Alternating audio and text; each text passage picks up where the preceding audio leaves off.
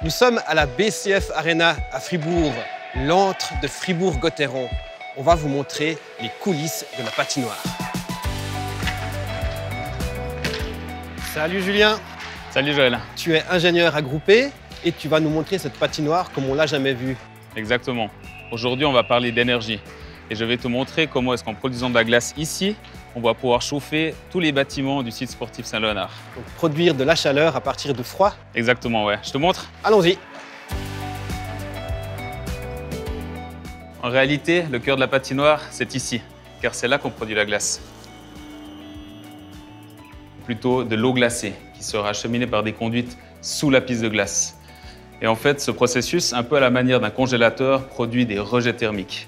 Ah, et donc au lieu de laisser partir cette chaleur dans l'environnement, vous la récupérez. On la récupère et finalement on la valorise pour chauffer ce bâtiment et également les bâtiments aux alentours du site sportif Saint-Léonard.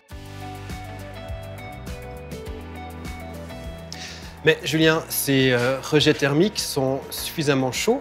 C'est là qu'interviennent les pompes à chaleur. Finalement, ces pompes à chaleur elles vont augmenter la température de ces rejets pour pouvoir permettre de chauffer les bâtiments ainsi que l'eau chaude sanitaire pour les douches des joueurs par exemple. Et le chauffage à distance fait partie du concept énergétique? Exactement, le chauffage à distance passe à proximité et lui aussi on l'utilise dans le concept.